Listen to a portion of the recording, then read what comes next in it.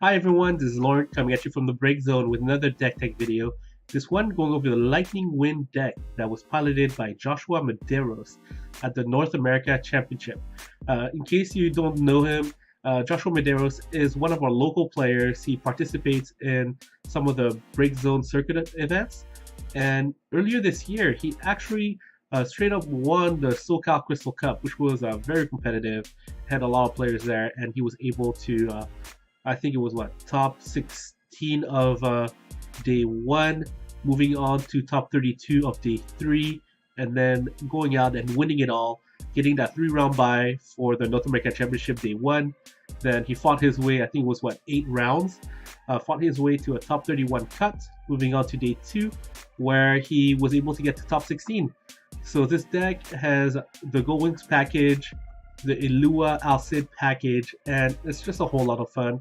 Those summons that he has are quite powerful as well, and I'll go over them as I go through the list. Starting off with forwards with Rigia being part of that Alcid Rigia package. I can't go over all the interactions in this deck. There's just so many in terms of abilities, enter the field abilities that target opposing forwards.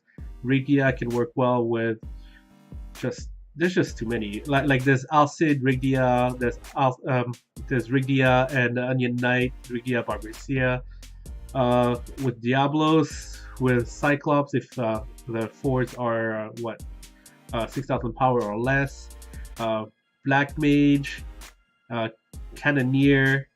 Yeah, that's a decent amount. So I think I went through them all. But all right, so next up we've got Ishtola. So this deck tends to put out 3 to 4 forwards out, which means that leaves you wide open to board wipes such as Shantoto. And Ishtola is going to be able to protect you from that, as well as we all know the most combat tricks that people use that are kind of a surprise. So are usually summons. So there's definitely times when your opponent has like specials or activated abilities, action abilities, and backup abilities that tend to be tricky in combat. But a lot of people rely on summons, and Destroy is going to be able to protect your force from that on top of the board wipes. Okay, next up we've got Ilua, who is still amazing. She is a little bit on the smaller end, but she does have haste. So if you get Ilua out early and force your opponent, for example, to play out a forward to try to block Ilua, keep themselves from taking too much damage, you can follow that up with playing Alcid on that blocker the following turn, and then if you have Ilua in hand, you can Ilua special in order to give your Alcid as well as either your Rigia or your Onion Knight haste, for example, meaning that instead of that 1 extra point of damage that turn, you will be able to get 3 instead. Alright, next up Alcid, part of that Alcid Rigdia Onion Knight package we mentioned. Keep in mind that Alcid can also play Ilua if you want to take something out that's 6,000 power or less and get a point of damage that turn. Next up we've got Dorgan. So you have a lot of very powerful summons in this deck. But in case your opponent has things that get protected from summons, Dorgan is going to be able to remove them from the game instead. So anything that says when put into the break zone having an effect, for example, for certain forwards, Dorgans are going to be able to remove them. But unfortunately, it's not going to work on Vikings. And then again, I don't think I want to use my Dorgan on Vikings, so that shouldn't be a problem. All right, next up we've got Pain, part of that Riku Pain Gold Wings package. So if you have both Riku and Pain out on the field at the same time, they'll be able to protect themselves as well as each other from some of its abilities. So Pain is that summon protection part of the package, and she can also give your Gold Wings haste. So you'll see a little bit of the theme of this deck that has a decent amount of haste, is fairly aggressive, but can be reactive if needed. Next up, we've got Riku, who, as I mentioned, part of that package, as well as being able to escape in case your opponent is trying to take her out somehow with abilities. Then you'll be able to, if they're able to somehow target her, which is possible if you have Riku out before Pain, or if they have something like a combat trick that boosts the power of their blocker or perhaps reduces the power of all your force until the end of the turn or something like that, then you'll be able to take Riku out of the combat phase and put her straight back out as herself, as a different iteration of herself afterwards, so that she will be out of combat. Okay. Next up, we've got Onion Knight. That's part of the Alcid Rigdia Onion Knight package, followed by Zidane, who is just amazing. So if you get a Zidane out fairly early, or even like mid game or something like that, where your opponent's trying to save certain forwards in their hand for when they're most impactful, Zidane has that great protection from opposing abilities on him, and being able to put your opponent in a situation where they either have to play the forwards in their hand or keep two in their hand if they only have two great ones in their hand, and make sure that you somehow pick one that they don't want to keep, or pitch all of them to the break zone so that you don't get a good pick from Zidane. It puts him in a tough situation. Keep in mind he's not that large, but you have a lot of summons as well as the Ilua special to help you with reducing opposing forwards' power. Okay. Next up, we have Barbarisha, who is just great, by the way. I mean, with any enter the field abilities, power reduction, all that stuff, you'll be able to put break opposing forwards fairly easily that way. And you do have, as I mentioned, you have a lot of enter the field ability, and I'll go over it a little bit later. But if you want to bring her back with, for example, Mion, and do the tricks all over again, you'll be able to as well. Okay. Next up, we're going to go over some of the summons. Diablos. If you haven't played against Diablos, well, welcome to Opus 5 as well as 6. I don't see this card going away anytime soon. It is an amazing card, can be backbreaking, can be game-changing, game-winning. Being able to take out a lot of opposing forwards that are cost 5 or more is very good. Also being able to, let's say you have multiple Diablos in your hand, and maybe, let's say 5 backups, for example, you'll be able to play Diablos, reactivate all your 5 backups, play another Diablos if you have another one in hand, and do some more shenanigans. It's pretty amazing. And if your opponent is banking on the fact that they are doling your forwards, or doling and freezing your forwards, for example, Diablos is going to put a wrench in their plans, as you'll be able to activate your forwards.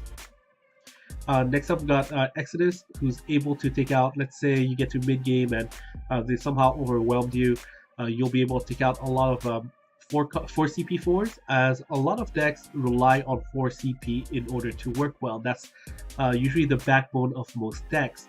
Or if somebody goes something like double Thaumaturge and an Argeth turn 1, Exodus will be able to be called for 2 and take all of them out. Next up, we've got Cyclops. So if you have enough cards in hand, you're playing a Thaumaturge, Turbo Discard deck, you'll be able to take out Thaumaturges and Argeth at the same time.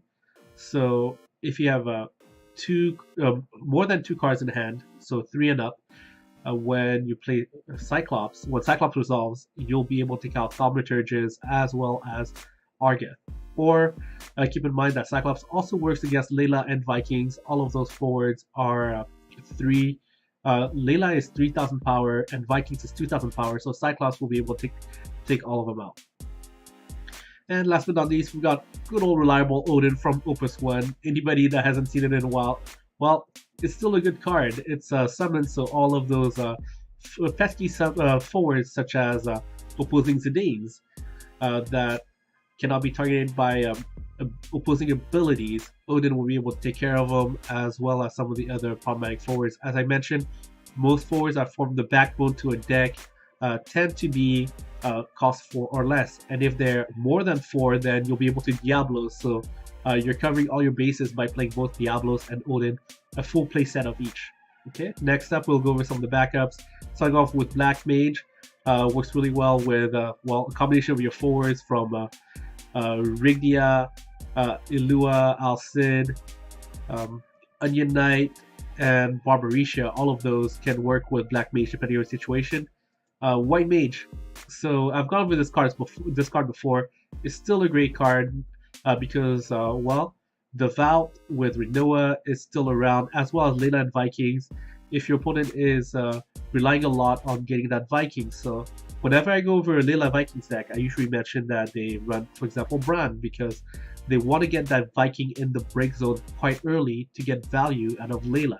If they don't get the Viking, then Layla is not such a great forward after all. 4 CP, 3000 power forward isn't that great. So as soon as they declare the target for Layla, exactly which Viking, you can go ahead, use your White Mage ability, whether you dual White Mage itself to pay for that 1 CP of any element in order to use that ability. That's great. Or if you play it early on and you know that they're Layla Vikings deck and they tossed a Viking early on, go ahead and play that White Mage, enter the field ability, and remove that Viking from the game. Next up, clear Clan Goalie to get that Ilua, or that spare Ilua to get that special. Shinra has the EX Burst, as well as getting use those Gold Wings that you want. Red Mage, being able to get haste, so this deck really likes haste, and Red Mage is another way to give that ability to your forwards. Cannoneer, so like I mentioned, turbo discard as well as Layla Vikings. This can be effective against both depending on how many cards you have in hand against turbo discard. Gramis being a great part of that, or being able to fetch that Alcid whenever you need it. Maria, since your forwards tend to be a little bit small, have a little lower power, Maria is going to help you get over the top. Brother is another way for you to get your Gold Wings. So you have one of Shinra, one of Brother. So whether you have one on the field or the other, it doesn't matter. You can still play the one that you have in your hand. And last but not least, we got Mion. So it works for any character. Keep that in mind. Besides Mion herself. So whether it's a forward or backup, where you want that enter the field ability to come into play again, you'll be able to use Mion to draw an extra card and to put back to your hand and to do it all over again.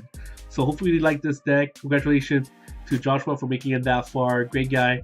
And if you like what we do, go ahead and subscribe and put any kind of comments or questions down below. Keep in mind that we're still trying to reach 800 subscribers.